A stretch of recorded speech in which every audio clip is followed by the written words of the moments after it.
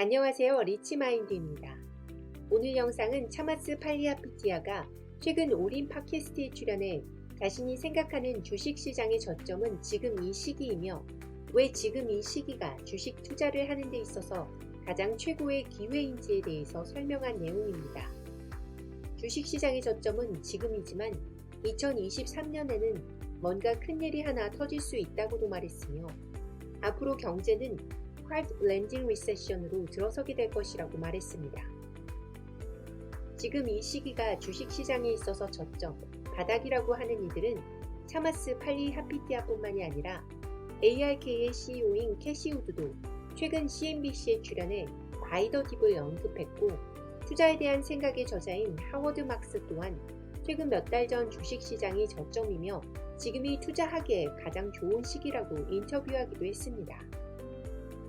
차마스팔리하피티야는 2021년 초반에 주식과 채권 등 자신이 보유한 자산을 거의 매도했었다고 밝혔습니다.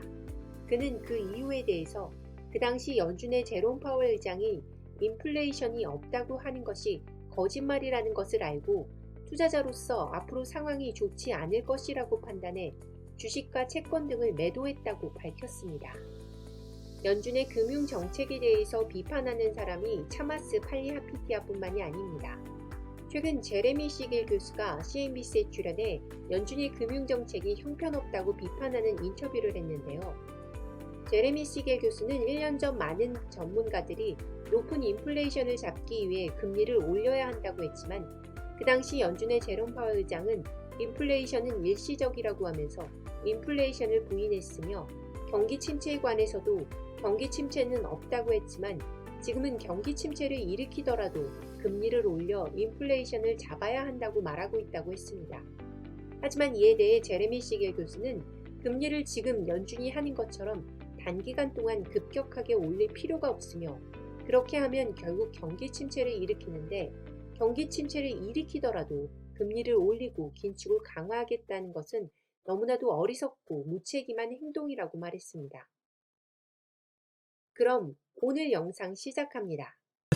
That is really important here. And what this chart shows is essentially all of the hiking cycles that we've gone through since 1983. So 83, 87, 80, 94, 99, 04, 15, and the current one.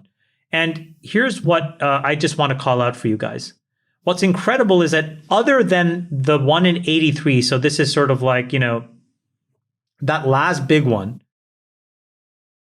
what we've seen is that the stock market has a tendency to immediately go to the conclusion very early on in a rate hiking cycle.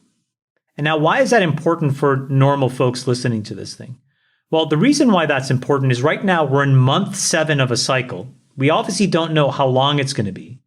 And why that's important is, again, if you're thinking about when to, buy equities, for example, this is a really instructive guide because what it tells you is the closer we get to the end, or more importantly, the closer we psychologically know that the end is coming, we start buying. And that's just a broad-based statement that has been true.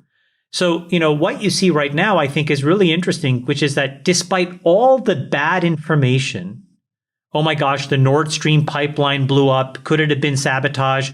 Was it the CIA? Was it the Russians? Oh my gosh, big tech is slowing spending and firing people. Despite all of that, every time we trade down, the market consolidates very quickly. And we sort of so I think we're forming a bottom. We are going to see a hard landing recession. Something will break in 2023. I hope it doesn't. I hope it doesn't affect a lot of normal people.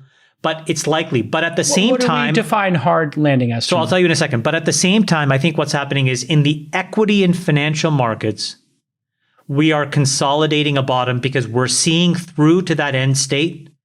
And this is where cheap equity gets bought. So why is there a reason to sell now? I think a lot of the people that are selling, the smart money sellers that I talk to, are essentially right now selling to book in capital losses to offset other capital gains from this year, a term that's called tax loss harvesting. And so if you have gains through this year, which some of us do, this is the great moment to just sell the losers, to book the loss, to net it out so that you can minimize your taxes for next year. That's probably, I think, where we are at. And I think that's why there's still consolidated buying. So what is the hard landing, Jason? If I had to predict, I think what David said is absolutely right. You're going to see unemployment get to an awkward and uncomfortable number. 5-6%, I think, could be something that we see. And I think you're going to see a lot more companies pull way back on their spend because demand is going to really modulate. I'll give you a crazy example. What happens to all the people in the United States that are on ARM mortgages, right? Adjustable rate mortgages. When those things reset, they're going to reset 200-300 basis points higher. Their monthly payments are going to go nuclear. Oh, it's already happened, Chamath. I literally had a family member call me about this, and they were like, "What do I do?" Empirically known to be true, and it's been pretty well proven. The investments that one makes in this period will probably be the best for many, many years to come because they'll have the most asymmetric upside. And that was true in 2008 and 9 and 10. It was true in 2002, 3, and 4. You're talking incredible companies just in those two periods. Think about this: Atlassian, Tesla, Uber, Google, Airbnb, Uber, Instagram, WhatsApp. Incredible businesses that have created tremendous value. And so there are businesses that have been invested in for the first time in 2022 and will be invested in for the first time in 2023 and 24, which will be the leading winners of this next phase and this next leg up. And so the real opportunity is to find out who those companies are and get behind them, I think.